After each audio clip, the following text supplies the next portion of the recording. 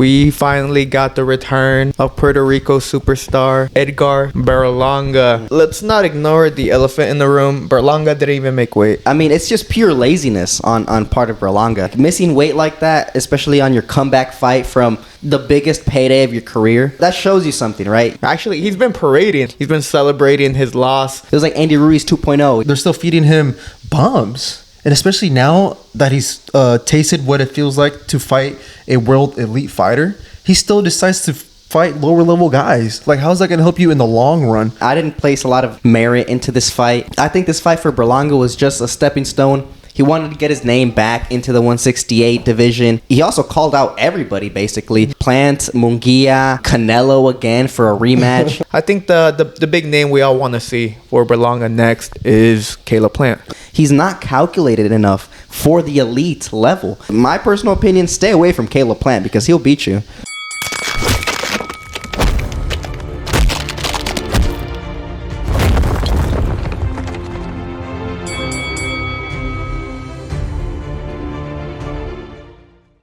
Welcome back to another episode of the Last Round Podcast, where we cover everything from traditional boxing to influencer boxing and everything in between.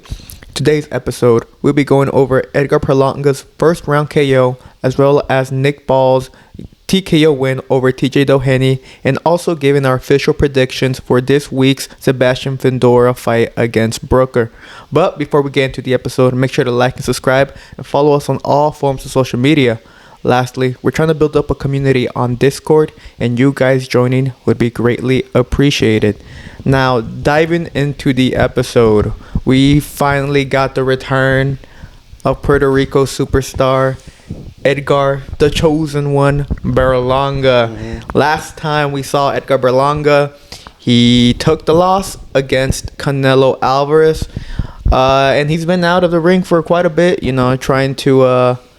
Actually, he's been parading. I don't know if you've seen those clips of him on like having a parade back home in Puerto Rico. He's been celebrating his loss, and he was finally able to get back into the ring, not as the main event, but as the co-main event on Ammo Williams' fight card, which was a bit shocking for Eddie Hearn to do such a thing, but Berlanga still took the fight, and he took on Jonathan Gonzalez Ortiz, who coming in was 20 wins, 0 losses, and just 1 draw.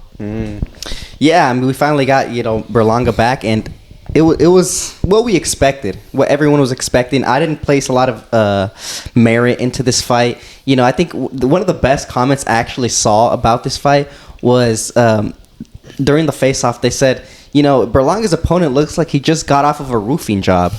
Like, he was completely out of shape. Like, it did not look like this guy was, anything special. And it showed, first round KO. So I think this fight for Berlanga was just a stepping stone. He wanted to get his name back into the 168 division. He wanted to, he also called out everybody, basically. Plant, Munguia, Canelo again for a rematch, so this is what it was. He just wanted to get some relevancy back on his name, get the haters and the fans start talking about him again, and that's what we're doing right now. So yeah, well, I'm gonna give a little bit of a pushback. The chosen one came back in strong fashion. He made a statement, and now he wants to call out the whole division. He called out Plant, Munguia, and Charlo. Also, I forgot. Yeah. Psych, I'm just kidding. No. Basically, everyone was expecting Berlanga to stop this dude. For a second, I thought it was his cousin, to be honest. But no, he was fighting a fellow Puerto Rican countryman. And on paper, I mean, it seemed as though he was going to be a tough opponent because a power puncher, just based off his record. I think he also had just like 1 draw. Almost all of his fights have just... he's won them by like decision, either a TKO or a KO. But no, it was a mismatch. I think it's just it's one of those records that is just very misleading. But I mean, I'm more curious to see what you guys want to see with Berlanga. Well, I mean, first let's not ignore the elephant in the room. Berlanga didn't even make weight. I was just gonna mention that too. He didn't make weight. 168. He came in at 169. I mean, what Berlanga after the loss against Canelo spoke about, he's going to use it as fuel to kind of push him back. He wants to be the very best in his division after that Canelo loss. Returns back against, Jonathan Gonzalez, who had only had 2 fights back in 2024, and previous to that hadn't fought in 10 years. So this man was barely getting back into fighting shape before he took on Berlanga, and Berlanga didn't even make weight for the 168. So it just showed a very undisciplined camp from Berlanga. And if you're, if you want to defend that, I think you're just delusional or a big fanboy of Berlanga to not criticize him for coming in overweight. Second off, this was a huge mismatch. Jonathan Gonzalez had no business being in there from the first round KO. He did what he was supposed to do, knock out the guy early on and get the ball rolling. But I mean, the point selection was not there. Gonzalez clearly looked out of shape, but at least he made weight. He made weight. Even Caleb Plant went out and criticized Berlanga, talking about, you're all this talk, but you can't even make weight.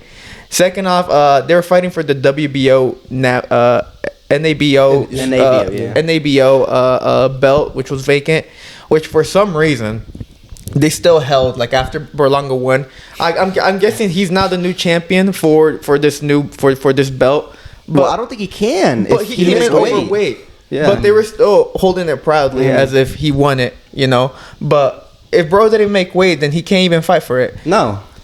So this whole, Berlanga came in and he made a name for himself again, missing weight and then getting the first round stoppage. So now Berlanga, like you said, call out everyone.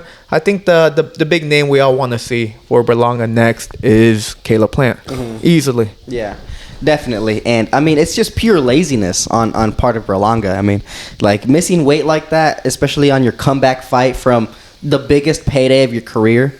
So that shows you something, right? He was living the high life. He was living like another Andy Ruiz. It was like Andy Ruiz 2.0. He's probably, like you said, he was on parades. He was going all over Puerto Rico and saying, "Oh yeah, I'm that guy. I fought Canelo and he didn't knock me out. I'm the next big thing." He had a couple M's in his bank account. He was feeling the high life, and he comes back and he comes in a little overweight.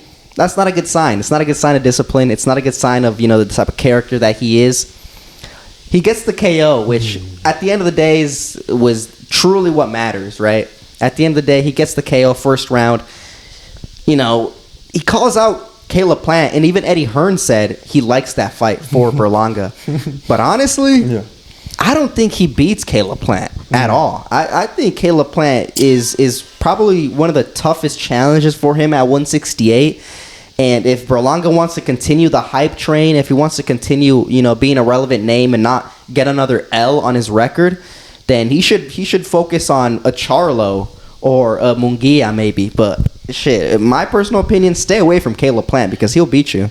Well, here's the thing. I feel like for me, he should just stay away from the 168 division because, you said it. You said that the reason why he didn't make weight was because he's a little bit lazy, and I think for me, I think he's still on that same vibe that he's like, "Oh, I'm still the big shit," even though I went 12 rounds with Canelo, and didn't win a single round. But I still want to feel like I'm the top guy, the big guy. I have a little bit more money, but he's still acting the same. Nothing has changed. They're still feeding him bombs. And especially now that he's tasted what it feels like to fight a world elite fighter, he still decides to fight lower level guys. How's that going to help you in the long run? Second, I truly do believe that Berlanga's time at 168 is coming to an end. He's just a fat dude. In between fights, he probably explodes to over 200 pounds. Yeah. So I feel like maybe it's just best for him to move to 175 because I don't see him beating any of the top elite fighters, and I think it's because of the weight. That's just me though. Yeah, before let's say he decides to leave 168, before he even leaves, I at least want to see him fight a big name, one last big name at 168, and I think the Caleb Plant fight makes the more sense in the aspect that there's actual tension and beef between Caleb Plant and Edgar Berlanga. And I mean, I think the timeline is also really fitting because I mean, you have Caleb Plant who's coming off from the McCumbee fight, and there was a bit of some weakness found in there. Plant got dropped. He looked a bit shaky early on, but once he got his groove on, I mean, he showed why he's an elite fighter. And Berlanga, he's coming back into the scene. Maybe a little overweight. There's still a lot of doubt in his name. They say, okay, yes, you went 12 rounds with Canelo, but how many rounds did you actually win? So there's a lot of doubt in Berlanga's name. So he's trying to look for validation from the fans, and the best one would be to fight against Caleb Plant, a common opponent, a man who went 12 rounds or went 11 rounds was prime Canelo when Canelo was going through his undisputed run. So I think this fight makes a lot of sense. Hopefully it can be made. I know Eddie Hearn, like you said, expressed interest in it. Caleb Plant has also expressed saying, "Yo, like I want to get Berlanga too." And if that fight does happen, I have I have no doubt that Caleb Plant comes out on top, and I think he does it pretty easily too, man. He's just too good for Berlanga. And I think Berlanga lacks the IQ and the skills to compete against a fighter of the caliber of Caleb Plant. Absolutely. I mean, listen, Berlanga hits hard, right? And that's his bread and butter. He's a power puncher, but he doesn't set anything up like crazy. He's not calculated enough for the elite level. A lot of like Canelo completely exposed that. I feel if he fights Caleb Plant, Caleb Plant will completely expose that. Caleb Plant, he's an amazing boxer. He's on the outside, sticking you with the jab, and you're just not going to be able to land a lucky punch with swinging like Berlanga swings. So that's I mean, if that fight's made, I'll be happy, right? It's gonna be a good ass fight, but for Berlanga, I don't think it's gonna go good for him.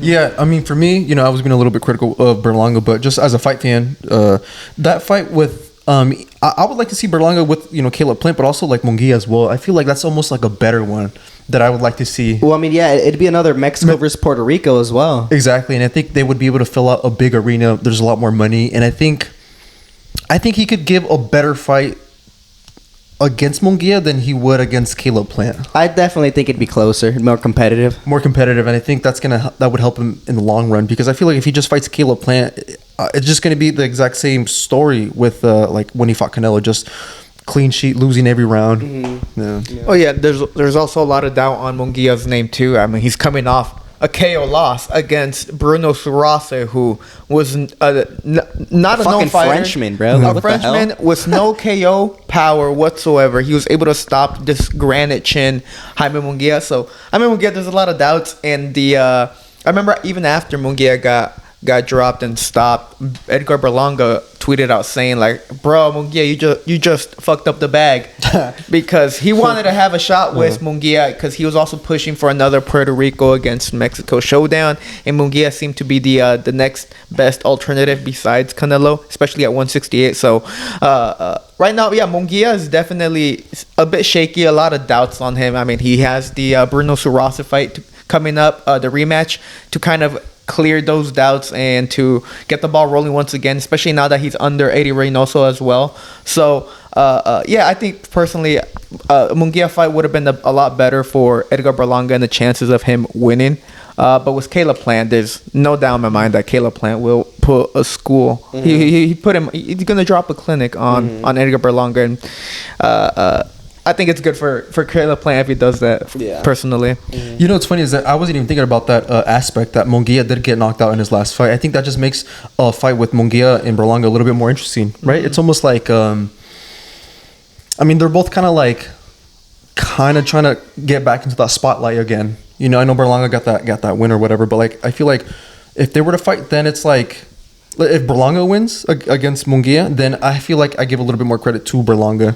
But if Munguia wins, then Berlanga is out of here. Like, we're not going to see him ever again now. No, I agree. If Berlanga, let's say Berlanga and Munguia were to fight and Berlanga beats Munguia, I'll give Berlanga his flowers, because I still have Munguia beating Berlanga. I mean, and like I said, Munguia is now training with Reynoso, which kind of making me think that he's working a lot more on his defense, because we've been saying that since day one that the man has no defense. His defense is his face. But now that he learned that, okay, maybe I can't really use my face as defense because I will get dropped and stopped, Now he's with Eddie Reynoso, and I'm 100% sure they're implementing a good defense for him. Waist movement, high guard, stuff like that to kind of, which also helps his style because he's more of a pocket, inside the pocket type of style and a lot of volume. So he has to be right there in your face. He's not going to try to box you. So high guard and head movement is going to go a long way for Munguia. But regardless of that, it's if Edgar Berlanga gets the KO win or beats Jaime Munguia in the future, I'd give him his flowers. Yeah. Well, I don't see that happening. Well, look, we will see what happens with Edgar Berlanga. Like you said, he's called out everyone in the division. He's now the new NABO WBC world champion, which for somehow he's still able to win it even though he missed weight. Yeah, and he's flaunting that shit like it's an actual world title too. That's the crazy thing. Berlanga, he knows he has so many haters, man. Yeah. He knows it, and he plays into it. He does a good job playing the heel, and I think I applaud him for that because when you see him flaunting it, even though he missed weight, people are gonna obviously talk online. Yeah. And even when he missed weight on Friday, social media, on Twitter, they were absolutely bashing him. Not only bashing him for missing weight, but bashing his opponent selection. Yeah. So there's a lot of critique on Edgar Berlanga regardless of his win. They are applauding his at least getting them out in the first round, but they're still giving them a lot of shit for this fight. So let's hope that his next fight is hopefully against Caleb Plant sometime, maybe in the summer, maybe in the early fall of 2025. But we need to see that fight soon. Yeah. Going down to the other fights that were going on, we move on to England, where we had the return of Nick Ball. Now, Nick Ball is the current WBA champion, and he took on the TJ Doheny. Now, remember, last time we saw TJ Doheny was against Naoya Inoue at 122, where Inoue was famous for breaking his back and making him quit, which was... Whoa. What do you mean by that? Whoa. Pause. No, I saw a lot of pushback on the fight when it was made because they were saying, how can TJ Doheny get an immediate title shot at a new weight division after coming off a TKO loss against Inoue? Like, it made no sense.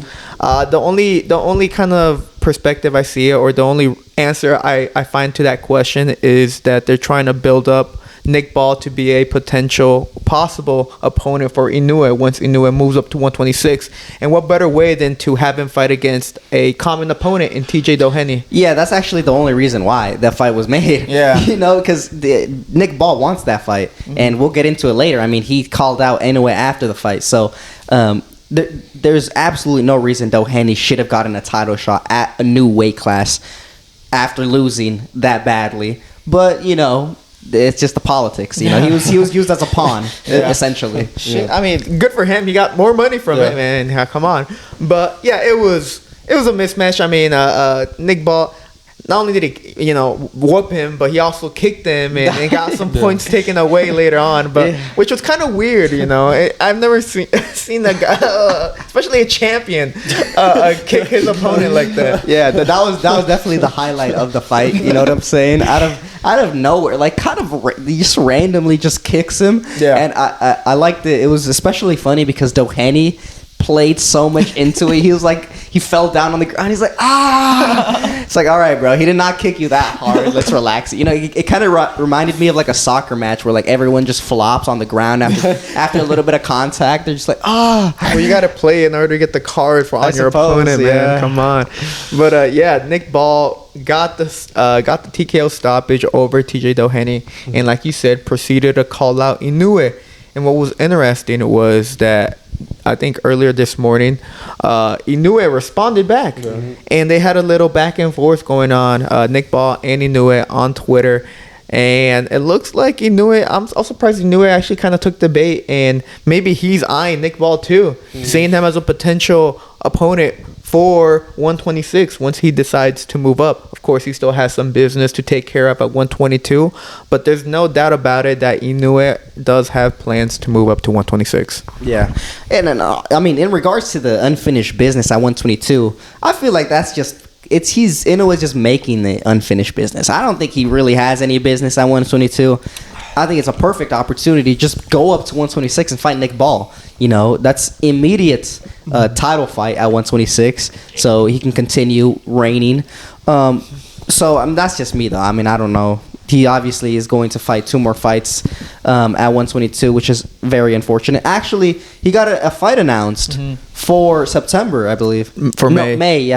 Against, he's fighting back in the States, back in the U.S. at the T-Mobile, taking on Ramon Cardenas. Last time we saw Ramon Cardenas was on Pro Box. He got the UD win. But he got dropped in that fight, and he was hurt. I remember watching it too. That shit was crazy. He's got good skills, Ramon. Okay, good skills. He's a solid fighter, but nowhere near the elite level. Especially a pound for pound fighter like Inoue. It's a sacrificial lamb type of aspect, and they're just feeding Cardenas to Inoue to kind of boost his image in the U.S. especially. Yeah, that's what I'm saying. You know, there's no reason why it has to be Cardenas instead of Nick Ball. But whatever. I mean, he's that's what he's doing. But I mean, yeah, Nick Ball called him out, and you know, it just doesn't. I feel like it just doesn't make sense for him to stay down there. Well, we'll see what happens next. I mean, we also had Bruce Carrington call out Nick Ball as well, and Bruce Carrington is ranked in the top 5 on all. Actually, is he ranked in the? Yeah, he's ranked top 5 in all 4 sanctioning bodies, and he's ranked number 1 in the WBC and WBO. So Bruce Carrington is a fight or 2 away from a title shot, and he's shown interest in fighting Nick Ball next, which I think would be a good fight for Bruce Carrington. Nick Ball does have his flaws. He was able to beat Raymond Ford in a very close and controversial fight at the end of the day. But yeah, for sure, Bruce Carrington is eyeing also for an opportunity to take on Nick Ball. And I mean, shit, let's say he fights Nick Ball and beats him. Now Bruce Carrington can get a shot on Inoue, man. And then that's where the whole entire narrative back in the past saying, oh, Bruce Carrington would beat Inoue. I mean, then it'll be put up to the test, that whole statement. Well, that's what Carrington wants. You know, he was expressed interest a couple years ago, wanting to fight Inoue. So, I mean, listen, Inoue is not concerned about him at all. He does not care about Bruce Carrington. But if Bruce Carrington gets a world title at 126, which is the next division for Inoue to conquer, I mean, you know, Inoue is going to have to be forced to fight him. So, you know, if Carrington wants that Inoue fight, which is a big fight, big money fight, and also a big legacy fight, you know, if you beat Inoue, you're going to be considered top 10 pound for pound, or at least close. You know, that Carrington should be eyeing for a world title at 126. It should be top priority. Getting it this year, so next year, once Inoue moves up to 126, he can get that fight. Between Nick Ball and Inoue, who would you guys kind of like favor towards at 126? I mean, I definitely Inoue. I mean, it's the skill for skill. It's not even close. You know, Nick Ball is a tough opponent. And I think but he's not a very skillful opponent. I think he's more summarized of having a lot of willpower, a lot of determination. You know, he goes into the ring to fight you, and it's a difficult kind of awkward style to go up against because he primarily blitzes at you. You know, he goes forward, and usually he's a smaller opponent against everybody else. Even against Inoue, he'd be the smaller opponent, which is kind of funny considering Inoue's moving up in weight. But, you know, he's a small guy, but he, runs at you. He runs right at you, and he throws a lot of punches. He hits relatively hard. You know, nothing insane, but he has a solid punch where, you know, you respect his power. But, I mean, Inoue, for a guy like Inoue, we're talking about a top 3 pound-for-pound fighter here. I definitely think Inoue can time him. I definitely think Inoue is going to punish the mistakes that Nick Ball makes, especially when he blitzes in without, you know, setting anything up.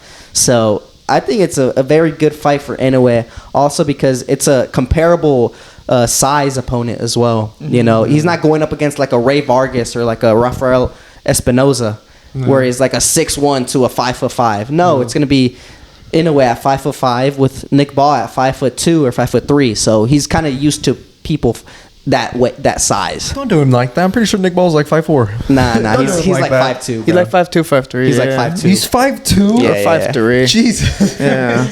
But no. Oh my. But you know, speaking of the 126, not only we have Nick Ball, but we also have Rafael Espinosa, and Rafael Espinosa is the co-main event for Inoue's return to the U.S. So Espinosa's taking on what's his name, Edward Vasquez. Edward Vasquez has fought Joe Cortina. He's fought Raymond Ford. He's lost, but he's, you know, they've been pretty controversial and they've been pretty close. So this is a good fight for Rafael Espinosa. I think it's a very tough fight for him as well. But I mean, shit, bro. I mean, we're talking about Inoue going up to 126. Rafael Espinosa's WBO champion. Mm-hmm. That's a possible opponent for Inoue as well. Mm-hmm. And we're talking about not only the WBO champion, but a 6'1" WBO champion. The tallest champion in the featherweight division. The tallest fucking fighter in the division. So, bro, if Inoue gets a belt at 126 and he wants to unify, Espinosa's going to be knocking on the door, man. Yeah. Definitely, but you know, he's a 6'1" fighter. You know, he's Mexican, so he's tough, durable, all that. But the problem is, he throws elbows in there, dude. Robesi can confirm. Robesi as my witness. That boy Espinosa be throwing elbows in there, so you know, he's a dirty fighter. Or so they say. Regardless, yes, Nick Ball came out on top against TJ Doheny, retained his WBA belt, and has officially called out Naoya Inoue. Good stuff at the 126. It seems like we're actually getting a lot better movement there than we do typically at different divisions, especially the 160, because the 160 sucks. Yeah. But moving on to this, were you gonna say something? I was simply gonna say the 160. The only news at the 160 was that Shiraz is gonna move up to 168 after getting the draw against El Caballo. Adames. Caballo Adames. He's moving up to 168. I guess he's leaving the 160 division. So I guess they lost a hot rising prospect. So it's even more dead in that division. It's not a good time to be in the 160 at the moment. But going down to the 154, we have the return of Sebastian Fundora. And Sebastian Fundora is taking on Fundora-Booker. Fundora-Booker has a record of 23 wins, 1 loss, and 0 draws. And 11 of those wins are by way of knockout. Relatively unknown. I wasn't too familiar with him. Mm-hmm. A lot of people, when they saw that the fight was confirmed for Sebastian Fundora, a bit disappointed, because leading up to this fight being announced, there's a lot of speculations of who Fundora is going to fight. I mean, they had Crawford talks in there. They had Virgil Ortiz. They had Errol Spence. That's what I was going to say. Errol Spence was like a very big talking point for the next opponent for Fundora. Mm-hmm, that was the biggest one until Errol Spence came out and said, like, there's no talks. Sure. And then turns out, yes, we have Sebastian Fundora taking on Fundora-Booker. 5'9", 33 years old. His only loss came against Amma Williams, first round TKO, which was 3 years ago, nearly 3 years ago. So he's bounced back. He's had a good string of wins, but now he's taking on 6'5" Sebastian Fundora, the unified WBC and WBO champion. Now, Fundora's last outing was against Tim Tszyu, wasn't it? Yes. Oh my god, bro! It's been a while since he's fought. Yeah. What's the hold up, brother? Yeah, Tim Tszyu. So it's been nearly it's gonna be a whole year since he last fought. That's kind of a bit crazy. But Tim Tszyu, the fight against Tim Tszyu, very controversial. I mean, the whole elbow that left the cut on Tim Tszyu, and which I believe affected the entire fight. Tim Tszyu could not see, and he was able to slip away with the split decision and become the new unified champion. Yeah. So I mean, I guess this is just another fight, like a stepping stone. Nothing supposedly on paper. It should be a Fundora win, Fundora victory. You know, he's a unified the only unified champion at 154, and looking for big fights. You know, they were pushing for a big fight for this weekend, but we didn't get it. Whatever. So I mean, we'll see. We'll see how Fundora looks. I'm expecting him to get that TKO or at least look dominant. I'm just super interested to see. You know, he has 2 belts, and I think one of the isn't the interim Virgil Ortiz or the number 1 contender. So Virgil is the interim for the WBC, and Crawford is the interim for the WBO. Okay. So I mean, like he has some top guys pushing on his heels. So you know, I think this fight was just kind of. I think this fight's to shake off the cobwebs. Hasn't fought in over a year, and it was a hard fight against Tim Tszyu. Yeah. Very, very hard fight for him. So shake off the cobwebs, and I'm expecting then after get some big fights being made. Yeah, I'm of the same thinking. Like, this is just gonna be a good fight for him to kind of like just come back. It's been over a year. You know, that tough, grueling match that he had with Tim Tszyu. Oh, I think there was like blood everywhere. I think even the referee had blood on his fucking shirt as well. So you know, when you take hard fights like that and you come out victorious, well, it's okay for the champion to take rest and whatnot. But now it's a different year. I'm expecting Fundora to come Saturday and beat Booker, and then just look for better things. Yeah, I mean, I'm predicting him to win, and he should win pretty comfortably. If not, then Fundora might be the man that a lot of these contenders are going to be targeting, because, like we said, the 154 super deep division, man. I mean, not only you have also El Mono Ramos is on the undercard.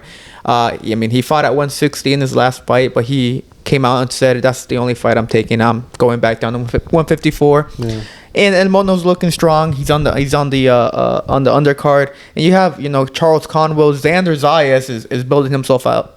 Bohachuk, Madrimal. You know, you have a lot of big names in the division. And if they see Fundora not give out a good performance this Saturday, they're all going to be targeting him. I think that's a good point because, yeah, I mean, he has 2 of the belts. And honestly, I'm kind of surprised he has 2 of the belts. Yeah. Listen, I'm like Fundora, you know, he has his skills. He definitely showed his heart as well against the Hammer Lubin. Yeah. He showed he has heart. You know, he got off the canvas. He fought it out, you know, and he started, you know, disfiguring that Erickson was a brutal Lubin. Fight, man. Yeah, brutal fight. So you got to respect Fundora. And I think the best thing in his arsenal is just his dimensions, right? 6'5", super long. You're not gonna be able to prepare for somebody like that. But honestly, I mean, his skills, I haven't been mega impressed. I have not been mega impressed by his skills. So that's why I've been like, I'm so surprised he has 2 of the belts, 2 of the 4 belts at the 154, considering that division is so stacked. There's so much good fighters there. So I mean, he has to perform. You know, the burden is on him. We want to see a very good fight from him, a good performance from him. So, you know, we'll see how he does. Yeah, for me, I just want him to be a little bit more smarter. Like, there's been, Fundora fighting Lubin, Sebastian fighting Tim Tszyu. Those are tough fights, and he pulled it out with just a pair of big balls and a bigger heart. We all know that he has a chin, that he has a big heart, but I just want to see him be a little bit more smarter. Like, he doesn't use his height and his reach at all. Like, that's so crazy to me how a guy who's 6'5", 6'6", towers over everyone and yet chooses to negate or chooses to not use his reach. Yeah, he loves fighting on the inside. Like, he's like an inside fighter, and it's like use your advantages, use your length, you know, use your jabs. You like fight on the outside. I think he'd get a lot of success from fighting on the outside. Yeah, and he's such a thin guy. He doesn't have any muscle really on his legs or on his biceps, and yet he still packs a punch. I feel like if he just sets up a little bit more traps and stuff like that, I mean, that could go a far way too. That could go a long way. Yeah, I mean, that's always been the main critique, saying like, bro, you use your jab, fight on the outside. You can do it. You literally have the attributes to do that. Also, I give him a lot of credit. You mentioned the Lubin fight where he showed a lot of heart and courage. Same with the Tim Tszyu. I mean, before the big cut, Tim Tszyu was rocking the shit out of bro. He fucked up his nose, man. Bro was bleeding from the nose. I doubt he could breathe properly, and he still dogged it out too in that close fight with Tim Tszyu. So yeah, I got a lot of respect for Fundora. I've always found him very entertaining. Seeing him lose against Brian Mendoza though, that knockout, that was brutal. Yeah, and that was the reason why is because he loved being in the pocket. Exactly. That's what I was gonna say. I was like, that only happens when he's on the inside exchanging. If he was on the outside, that would not have happened. So, he's got to do a risk and reward type of analysis on here and say, let me use my advantages and actually be smart. Yeah, especially if he has Virgil Ortiz and Terrence Crawford as the next two guys for his belt. Virgil Ortiz is a guy who's going to come forward. Yeah, what is he going to do? Exchange with Virgil Ortiz? That's going to be very dangerous. Yeah, and then you have Terrence Crawford who can fight on the inside, but he can fight you mid-range, and he's pretty quick as well, pretty smart as well. So, that's what I'm saying. I want to see Fundora show a little bit more dimensions. I want to see him be a little bit more smarter in the ring because, he's going to need it once he faces up the next guys.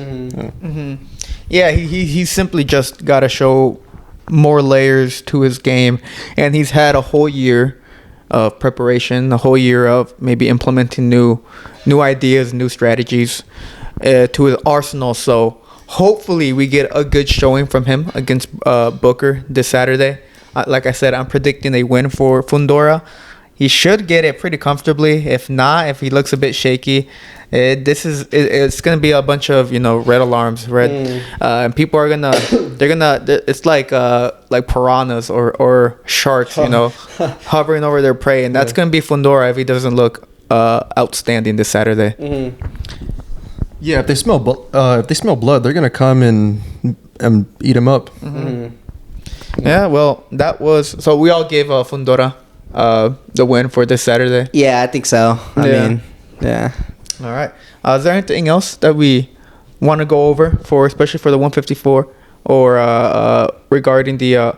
Oh wait, speaking of which, bro, Mortazaliev, bro, he's been getting completely just thrown aside. The other champion at 154. I feel so bad for him. I've been seeing his Twitter, his tweets. Yeah. He's been calling for these big name guys, and nobody pays him any attention. Hey, listen, I'm a fan of him, so I want to see him, but it's just it's like that curse. No one knows you that much, and you have a belt, so it's like a high risk and a high reward type of fight, but they don't want to fight you. That's so funny because I don't follow him on X, but every once in a while his tweets show up on my feed, and it's just him calling out some of the other champions, some of the other guys in his division, saying that he's ready, he wants unification, but then he doesn't really have that much engagement. So it's no one's even looking at him. No one wants to fight him. No one wants to see a pay-per-view matchup with him and some of these other champions, which is unfortunate. Actually, there was reports coming out that Virgil Ortiz and Mortazaliev were in early talks about a potential fight. And if that's the bro, Virgil Ortiz, man, that dude has balls of fucking steel. He's coming out from Bohachuk, Madrimov, and if he gets in the fight with Mortazaliev, he's going 3 for 3 and some of the baddest men in the division. So you can't talk shit about Virgil Ortiz ducking anyone, because I saw people say he was ducking Crawford back at 147, or that ducking Boots, stuff like that. That narrative, bunch of baloney, bullshit. Virgil Ortiz is the epitome or the definition of a throwback fighter. He's willing to fight anyone, wherever. He just wants the belt. He wants a belt, and he's willing to fight you for it. So you gotta respect him. Unless you're black. Oh yeah, that was also a big narrative they were saying. Yeah, they're saying he's never. That's what they're saying about Crawford and Boots. They're saying, he doesn't fight black fighters. He doesn't fight black fighters because of the style. The slick boxer. Being calculated, stuff like that. And Virgil Ortiz was often kind of talked about as being one-dimensional, just known for power, just going forward. Yeah. But now we've seen that he has skills, man. Yeah, a bunch of make-believe fighters. Make-believe lies that they're throwing up. Virgil Ortiz wants all the smoke. All of it. He wants to be a world champion. He's right there. He's got an interim title. And I did see, the little talks about Murtazaliev and Virgil. I think Murtazaliev tweeted something out saying like 23-0 versus 23-0. Oh, yeah, hinting at both of them going up against each other. I think that'd be a great fight, phenomenal fight, and high risk for Virgil, dude. Because I guarantee you, if that fight is made, all the casuals are gonna be like, "Who the hell is Virgil Ortiz fighting, bro? He's fighting nobody. Who is this guy?" They're gonna be like, what type of fight is this?" But it's a very hard fight. Murtazaliev is a tough guy. He's big. He's strong. He hits hard, and he's unknown. So that's difficult. And he's coming off the most brutal performance against Tim Tszyu of all people, man. Oh my goodness. So yeah, Murtazaliev, clearly a high risk, high reward type of situation. But if you lose, I mean, if he catches you, man, he's gonna punish you for whatever mistakes you make in that ring. And yeah, you gotta respect Virgil Ortiz for if it is true, the whole talks. Okay, I don't know how true it is, but if the reports are true and we somehow do get that fight next, shit, bro, my respect for Virgil Ortiz just keeps on. He's definitely a fan favorite for sure, man. Definitely a fan favorite. But I think we covered everything we wanted to cover for today's episode. Let us know down below your predictions for Fundora and Booker, as well as giving us your thoughts and opinions about Edgar Berlanga's return, how he would look in the fight against Caleb Plant, as well as Inoue versus Nick Ball. Don't forget to like and subscribe and follow us on all forms of social media. We are on X, Twitter, and Instagram. TikTok. TikTok. Damn it. Fuck, I keep saying that. Yeah, make sure to follow us on all forms of social media. Lastly, we're trying to build up a community on Discord, and you guys joining would be greatly appreciated. But this was Pablo, and I'm with Rudo and Asa, and this was the Last Round Podcast. Thank you for watching.